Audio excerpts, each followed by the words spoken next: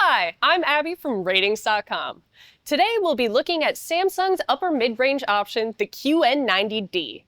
The QN90 series has historically been very good, and we've recommended many of its models in the past. But what of the QN90D? Is it a viable successor to the QN90C, or should you look elsewhere for your upper mid-range QLED needs? We've bought and tested the 65-inch model, and our results are valid for all other model sizes except the 98-inch model, as it has a slower refresh rate than the smaller sizes.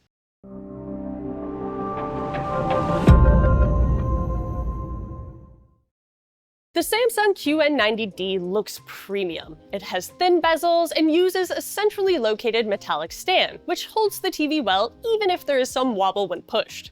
It recovers quickly and won't cause any issues. The stand isn't adjustable, but it lifts the screen about 3.1 inches above the table, making it high enough for most soundbars to fit under the screen without blocking it. From the back, there's a nice textured design, even if it's made of plastic. There are plenty of options for cable management, including channels on the back to funnel the cables. Plus, it has a cover to hide them. Moving on to the inputs, they're in a recessed section on the back, which can make them a bit hard to reach when the TV is wall-mounted. From the front, the inputs come out on the right-hand side. They include 4 HDMI 2.1 ports, 2 USB 2.0 ports, 1 LAN port, a digital optical audio out port, and an antenna connection with ATSC 1.0 support.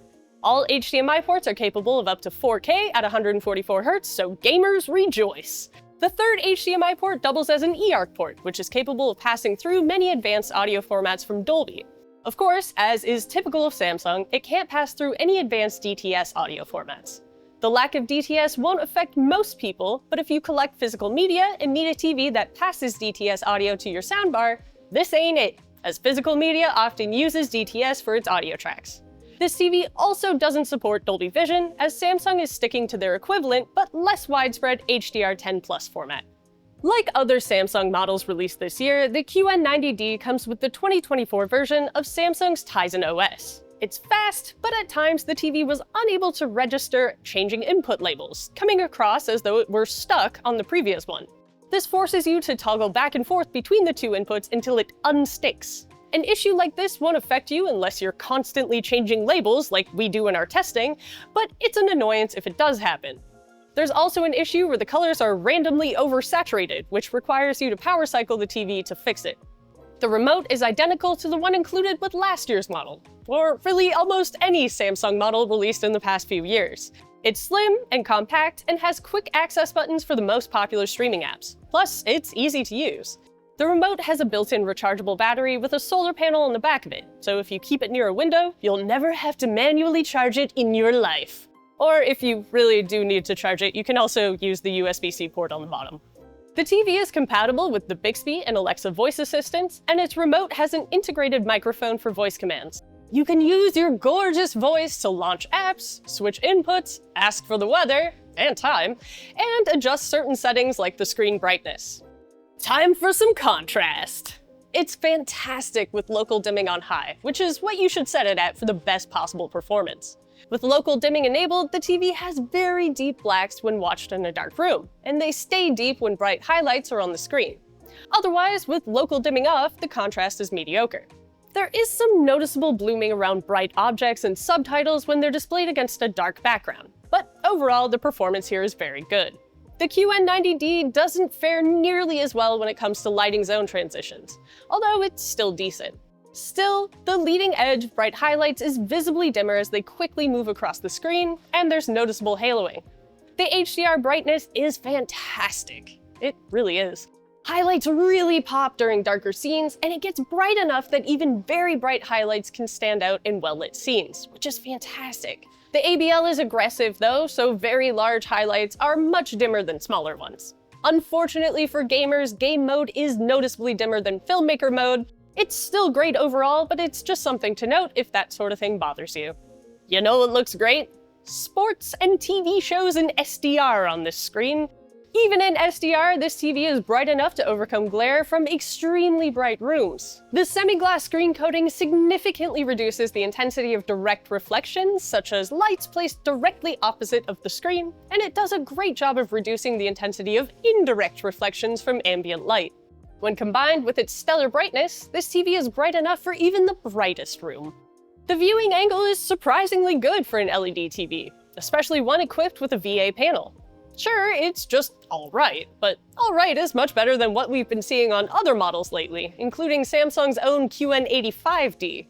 If hosting large viewing parties is one of your favorite activities, then perhaps you should shop for a TV with a wider viewing angle. Although it's hard to find an LED with a VA panel that has a truly outstanding viewing angle. If you want amazing contrast paired with a fabulously wide viewing angle, you'll have to shop for an OLED. But overall, this TV will do in a pinch. If you like your colors to be accurate out of the box, you'll be somewhat disappointed by the pre-calibration SDR accuracy. If you don't know whether or not this matters to you, then you won't notice it. But otherwise, you will. Gamma is close to our target of 2.2, but bright scenes are too bright and dark scenes are a bit too dark. The TV's white balance is mediocre, with blues underrepresented in all shades of gray and reds overrepresented in brighter grays. The color temperature is much warmer than our target of 6500 Kelvin, giving everything a reddish hue, and most colors are inaccurate across the board. Luckily, you can fix almost all of these issues through calibration.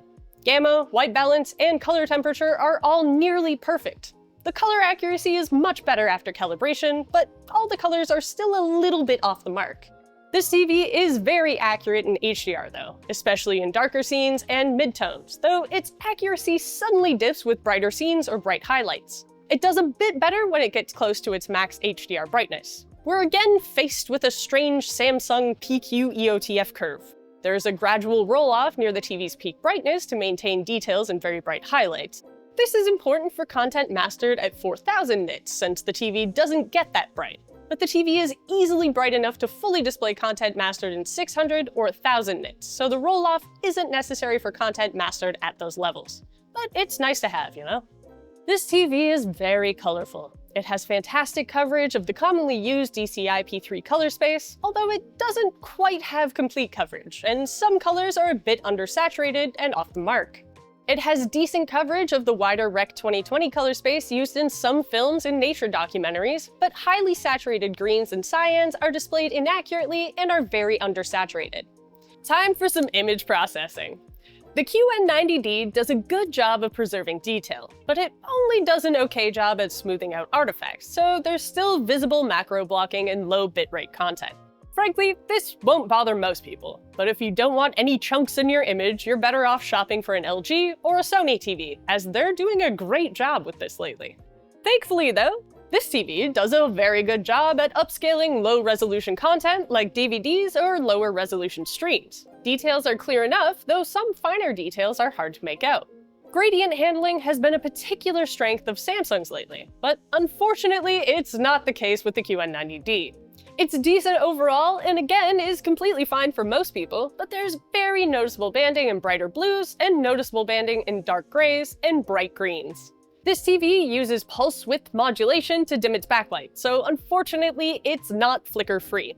Its flicker frequency varies between picture modes and at different brightness settings. Thankfully, it flickers at a very fast 960 Hz in movie mode and game mode with VRR enabled as long as you're not at max brightness. It shouldn't bother you unless you're sensitive to flicker. The Samsung QN90D automatically removes Judder from any source with no additional settings needed. As a result, motion appears smooth, making it great for watching movies. Good stuff. The Samsung QN90D has an excellent response time for minimal blur behind fast-moving objects, such as when gaming. Want an LED TV for your fast gaming needs? This TV fits the bill.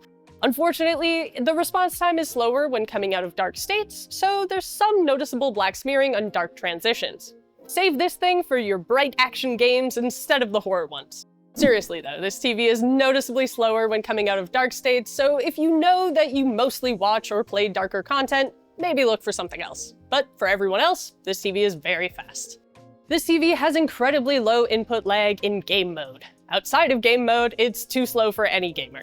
Switching to game mode shouldn't be a problem though, as it has auto low latency mode, meaning it automatically switches to game mode when it detects a PC or a gaming console.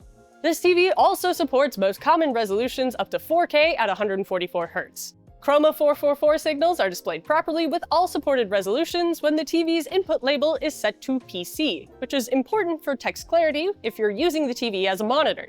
Unfortunately, the TV can't display 1440p at 144Hz natively with both AMD and NVIDIA graphics cards. Instead, it displays a scaled 4K image. 1440p does work at 120Hz on AMD graphics cards, the Xbox Series X, and the PS5, but not on NVIDIA graphics cards, as again, it displays the scaled image. This TV is fully compatible with almost everything the current gen consoles offer. We've already mentioned auto low latency mode support, but the TV also supports 1440p at 120Hz, 4K at 120Hz, HDMI 4 VRR, and FreeSync Premium Pro. Unfortunately, Dolby Vision isn't supported on the TV, so that's a bummer for Xbox fans, but it won't affect PS5 owners. This TV has a decent frequency response. There isn't much bass, but it does get loud, so that's nice. Its sound is well balanced and dialogue is clear at most listening levels, except at max volume where some distortion creeps in. So just keep the TV under ear-splitting levels and your soap operas will sound just fine. Or if you want to crank up that volume to wake up your neighbor, just get a soundbar. So, should you buy this TV? Well, that's a tough one. The QN90D is truly a great TV. It gets super bright in HDR and SDR, it has fantastic contrast, and it's a great choice for gamers due to its 4K at 144Hz support on all 4 HDMI ports. But it's expensive, and you could save some money by going for the cheaper Samsung QN85D, which has better pre-calibration accuracy, PQ EOTF tracking, and HDR Native Gradient handling. Well, it still offers a great image quality overall. Of course, the QN90D still has the edge in sheer brightness and contrast, and it supports up to 144Hz on all 4 ports, while the QN85D is limited to 120Hz. But those extra features come at a premium. An even better choice would be to go for the much better and much cheaper Hisense U8N instead. The Hisense has one of the best contrast performances we've ever seen outside of OLEDs, and it gets brighter than the QN90D. It even manages to maintain its brightness in game mode better than the Samsung does, which is great for gamers. The Hisense also has a wider color gamut, so it's the more colorful of the two TVs. The Samsung has a wider viewing angle, but their viewing angles are both underwhelming overall. The main advantage of the Samsung over the Hisense is that it has 4 HDMI 2.1 ports versus the 2 on the Hisense, and it doesn't have as many quirks as the U8N has. Overall, however, you get a whole lot of performance for a cheaper price with the Hisense. That's all we have to say about the Samsung QN90D. If you want a more detailed write-up on the TV, check out our written review. The link is in the description below. Until next time, I'm Abby from Ratings.com, where we help you find the best product for your needs. So you can use your gorgeous voice to launch apps, switch inputs, ask for the weather. Ask for the weather? Ask for the weather. Please tell me if it's raining. Oh, Monday morning.